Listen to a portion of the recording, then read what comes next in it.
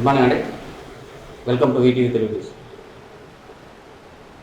ఈరోజు కర్ణాటక అసెంబ్లీలో ఒక జరిగిన యాదృచ్ఛిక సంఘటన యావత్ భారత రాజకీయాలలో తీవ్ర చర్చానీయాంశంగా మారింది.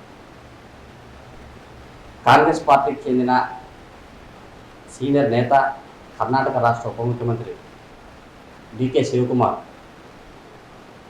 ఈరోజు అసెంబ్లీలో ఆర్ఎస్ఎస్ గేయాన్ని ఆలపించారు. నమస్తే సదావత్సలే మాతృభూమి అంటూ పెట్టున్న ఆ గేయాన్ని ఆలపించడంతో అక్కడే ఉన్న ప్రతిపక్ష బీజేపీ సభ్యులంతా ఒక్కసారిగా అసెంబ్లీ బల్లలు చరుస్తూ హోరెత్తిన నినాదాలు పెట్టారు. దీంతో ఈ వీడియో కాస్త దేశవ్యాప్తంగా వైరల్గా మారింది. అసలు కాంగ్రెస్ పార్టీలో ఉంటూ ఆ రాష్ట్ర ఉప ముఖ్యమంత్రిగా ఉంటూ ఆర్ఎస్ఎస్ గీతాన్ని ఆలపించడం పట్ల డికే శివకుమార్ గారు కూడా స్పందించారు. ప్రతిపక్ష నేత అశోక్ శివకుమార్కు తొలినాళ్లలో తనకున్న సంబంధాన్ని గుర్తు చేస్తూ ఈ గేయాన్ని ఆలపించాను తప్ప మరే అభ్యంతరం లేదని చెప్పి ఆయన చెప్పుకొచ్చారు. కాకపోతే ఈ చిన్నస్వామి స్టేడియంలో ఇటీవల జరిగిన తొక్కిసలాటకు సంబంధించిన ఆ చర్చ కారణంగా సాగుతూ మధ్యలో డికే శివకుమార్ కలగజేసుకొని ఈ ఆర్ఎస్ఎస్ గేయాన్ని ఆలపించాడు.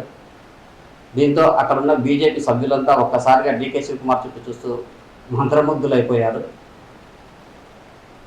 ఈ సందర్భంగా ఈ వీడియో కాస్త వైరల్గా మారడంతో నెటిజన్లు మొత్తం కామెంట్ చేస్తున్నారు. ఇండైరెక్ట్గా కర్ణాటక ముఖ్యమంత్రి సిద్ధరామయ్యకు తనకు ముఖ్యమంత్రి పదవి ఇవ్వకపోతే త్వరలో బీజేపీ చేరతానన్న సంకేతాలు ఈ విధంగా పంపించాడని చెప్పి మరికొందరు నెటిజన్లు కామెంట్ చేస్తుండగా పరోక్షంగా కాంగ్రెస్ పార్టీకే తాను బీజేపీలో చేరతానంటూ సంకేతాలు అందించాడా అన్న వ్యాఖ్యలు కూడా నెటిజన్లు పెద్ద ఎత్తున కామెంట్ చేస్తున్నారు.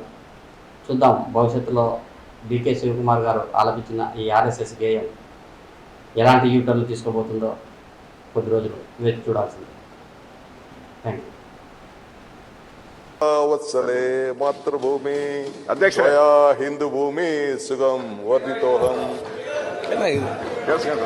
ಮಹಾಮಂಗಲೆ ನಾನು ಅವೆಲ್ಲ ಆಮೇಲೆ ಮತ್ತೆ ಕಡತಿಂದ ತೆಗೆದಾಕಿಸ್ಬೇಡ್ರಿ ಚರ್ಚೆ ಬೇಡ ಅದನ್ನ